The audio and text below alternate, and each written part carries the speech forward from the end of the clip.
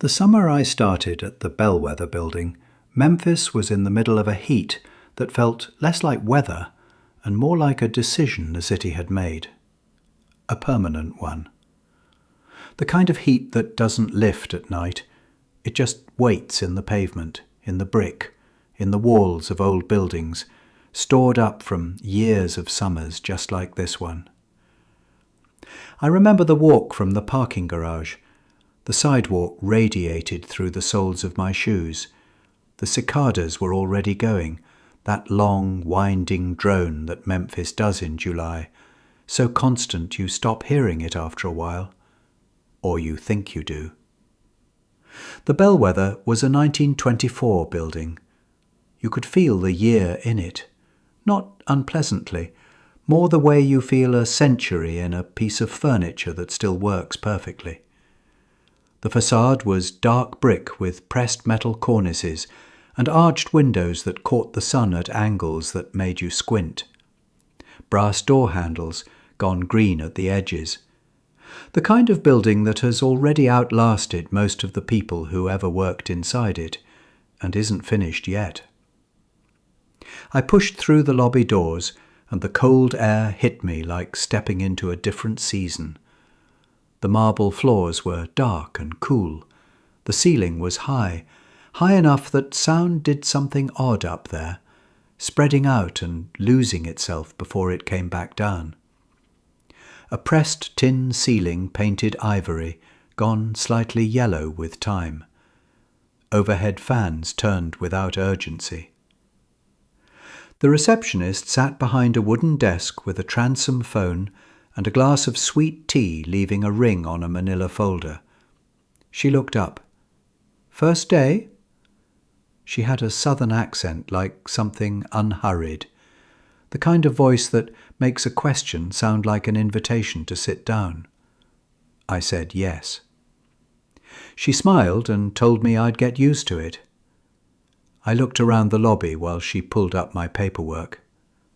There was a rack of pamphlets near the door, the usual building notices, a community board, something from a foundation whose name I didn't catch. On the porch ceiling, just visible through the side entrance, a stripe of old paint, blue-green, faded. The colour you see on old Memphis porches sometimes, the ones that have been in a family long enough that nobody remembers who put it there or why, only that it was supposed to keep something out. The elevator arrived with a soft ding. I stepped in. The doors closed. My reflection looked back at me, slightly amber in the old brass, already softened by the heat. I looked like I'd been here before. The third floor was open plan, the kind of office that had been other things before it was an office. The proportions were wrong for cubicles, too generous, too tall. It had the smell of a place that had been many things to many people and hadn't quite let any of them go. Old wood, coffee, the ghost of cigarette smoke from a decade or two back, and something underneath that, damp plaster and something older, something that lived in the walls. My desk was by the window. From there I could see a strip of Beale Street, and past the buildings just a slice of the river going brown and flat and very far. The sun on the pavement outside was the kind of white that makes your eyes ache. Inside, the ceiling fans turned and the air moved without cooling anything. My co-worker, Josie, was in the next cubicle. She'd been there 3 years. She told me this in the way people who have been somewhere 3 years say it, like a fact about the building rather than about herself. She hummed while she worked, something without a recognizable tune, low and unhurried, something a mother might sing, or a child. I asked her about it. She said it was just something her mother used to sing. She didn't look up when she said it. Her hands kept moving over her keyboard. Around 10, the footsteps started, Not dramatic, not loud, just footsteps. The measured weight of someone walking from one end of a room to another, from directly above us. The floor above was listed as vacant, had been listed as vacant, the receptionist told me when I asked at lunch, for longer than she'd worked there. Maintenance went up occasionally, but not today. Nobody commented. The footsteps crossed the ceiling once, then stopped. Josie loosened her collar. Someone opened a window that let in cicada noise and heat without any breeze. On the desk beside the kitchenette, a chair had turned slightly from where it had been. I noticed it the way you notice something and then immediately feel uncertain whether it was ever any other way. A coffee mug sat beside it, still steaming. No one had put coffee on. I checked. I went back to my desk. Outside, the river glittered once and went still. Sometime after lunch, I realized I hadn't seen Josie in a while. This was not by itself unusual. People move around an office, they go to meetings, to the bathroom, to the parking garage to sit in their car for 5 minutes of air conditioning. I didn't think about it until I was walking back from the kitchenette and noticed that her chair was turned slightly outward, as though she'd just stood up. Her screen was on, her coffee mug was there, her cardigan was draped over the back of the chair. It was still warm. I asked Carlos from IT if he'd seen her. He was heading downstairs for a soda.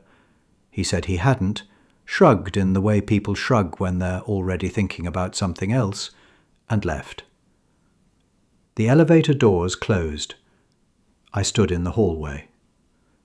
The hallway ran the length of the floor, old wood floors, doors at intervals, conference rooms, storage, a utility closet. At the far end, a door I hadn't noticed that morning. The brass number on it caught the afternoon light. 34. I didn't remember a room 34 on the floor plan. I didn't remember looking for it either. I walked toward it. The hallway was quiet in a way that offices are not usually quiet. Not empty quiet, occupied quiet. The way a room is quiet when someone in it has stopped moving to listen. I put my hand on the door handle. The brass was warm from the afternoon sun coming through the window at the end of the hall. Warm in a way that felt like it had been held. I didn't open it. I'm not sure I can explain why. Not fear exactly. Something more like the feeling you get when you're about to knock on a door and you hear movement on the other side. The pause before the pause. And you realize you're not certain you want whoever is in there to answer. I took my hand off the handle and walked back to my desk. The office phone rang once. I answered it. There was nothing on the line. Not static, not dead air. Breathing. Patient. Like something that had been on hold for a very long time and had stopped expecting an answer. I put the phone down carefully. Outside the windows, the light had shifted. The river had gone gold. The cicadas had stopped. I was the last one on the floor, though I'm not sure I can say exactly when the others left. One by one the desks had emptied, in the way things empty when you're not paying attention to them. Between one blink and the next, the chair across from you is vacant, and you have the sense it has been vacant for some time. I packed up my bag. I did not go back to the hallway. I did not look at room 34. In the lobby, the receptionist's desk was empty. Her sweet tea was still there. The pamphlet rack by the door had been straightened. The air was cooler now, the heat of the day finally retreating, the marble floor dim in the low light coming through the glass. I stood for a moment before going out. There is a thing that buildings do, old buildings, buildings that have held enough lives, where they stop feeling like they belong to the people inside them and start feeling like the people belong to the building. Like the building is the permanent thing and the people are what it passes through. Tenants in the old sense, temporary. The building endures. The chair behind the reception desk was turned slightly outward, like someone had just stood up, and I thought about the coffee on the empty desk that morning, the warmth in Josie's cardigan, the footsteps overhead, the phone call with the patient breathing, the door at the end of the hall with the warm brass handle, and I understood that the building had been occupied for a very long time before any of us arrived, would be occupied for a very long time after we left. That whatever moved through those rooms on the floors above us, it wasn't breaking in. We were. I went back the next day. And the day after that. Josie was at her desk both mornings. She didn't mention having left early. I didn't ask. Carlos brought back his soda. The receptionist refilled her sweet tea. The footsteps crossed the ceiling above us each afternoon, just once, at around the same time. We stopped commenting on it. You adjust. That's what people do in old buildings. You learn the sounds. You learn the weight of the place. You learn which doors stick, which floors creak, which rooms are cold when they shouldn't be, and warm when they should be cold. You learn to fold the wrongness into the background and live in the foreground. Though occasionally, usually when I'm the last one there, or the first, I'll put my hand on something and feel a warmth that doesn't belong to me. A chair, a door handle, once the phone receiver before it rang. I don't jump. I've stopped jumping. I just put my things down, let myself into the office, say good morning to the room. Something in the room is always already there. The building was built in 1924. It will outlast the city, probably. The old ones usually do. We are all tenants here. Some of us just have shorter leases. The chair at the reception desk was warm when I left that night. It was always warm. Production notes.